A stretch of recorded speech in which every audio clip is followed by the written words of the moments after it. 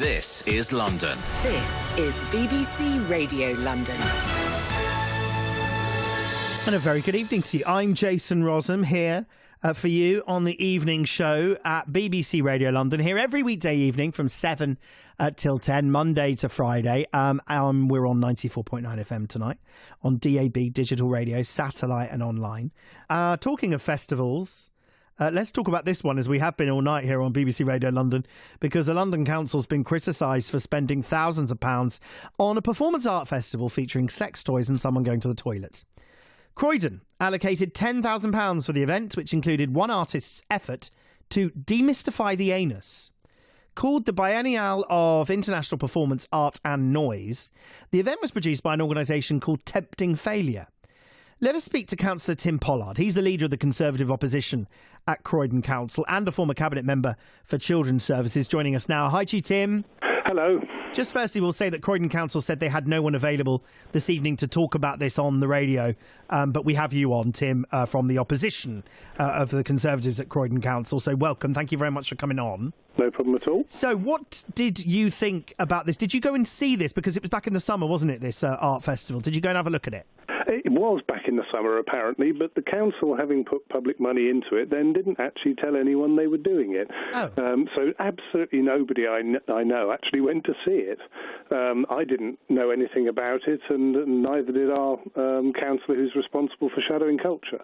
So I suspect that the council probably realised they'd perhaps made a bit of a mistake with this and kept extremely quiet about their involvement, which in a sense makes the spending of public money even more frustrating. When did you find out about it, Tim? Last week. Right, and how did you find out about it? When a reporter rang me up and asked me whether I knew about it, at which point I had to do some rapid digging. As I say, it was done all very below the radar. So what did you do when you did the digging? Contacted people at the council and found out what had been going on. And what has been going on? Where's that money come from?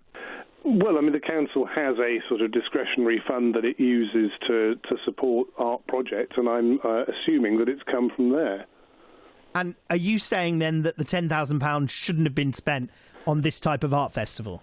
Well, I suppose there's two things to say about that. I mean, art is very much in the eye of the beholder. Yeah. You know, I'm a photographer by profession, so, you know, I like some things and I don't like other things. So I entirely accept that I don't have to like every type of art that's put on. But I think there's also a certain amount of, you know, is the public going to be interested in going to see it, that has to be considered when you decide whether to support an arts festival or not.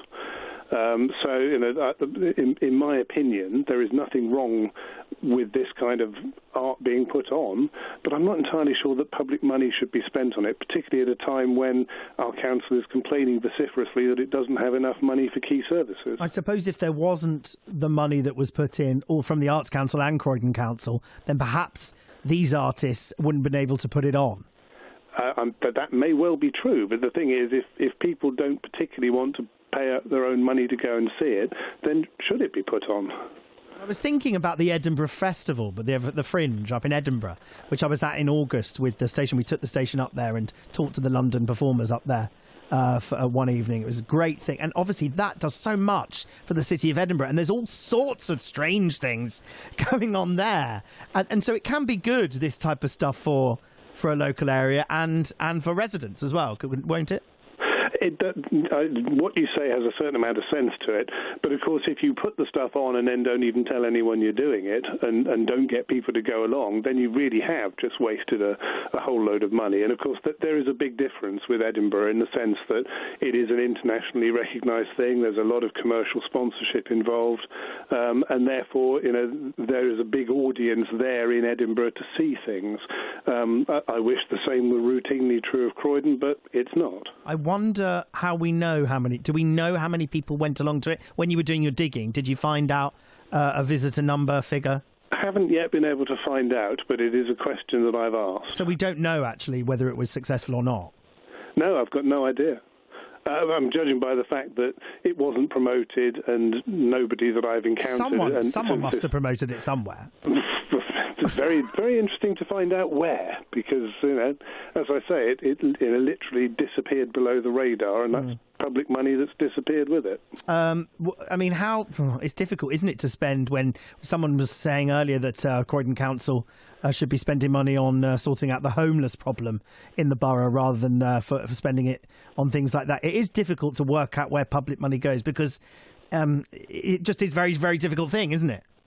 It is, and I'm not saying for a moment that there isn't a role for the public purse to spend money on promoting culture. Clearly there is.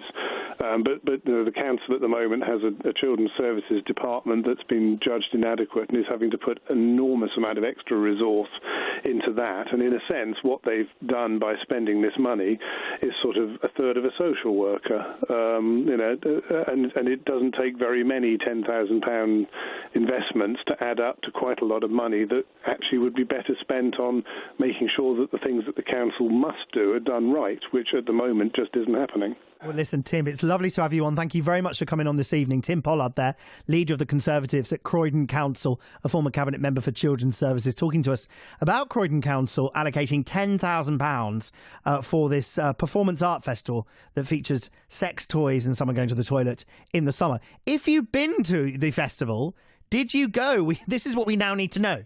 Did you go along to this festival? Tell us. What was it like? We tried to get the artists on.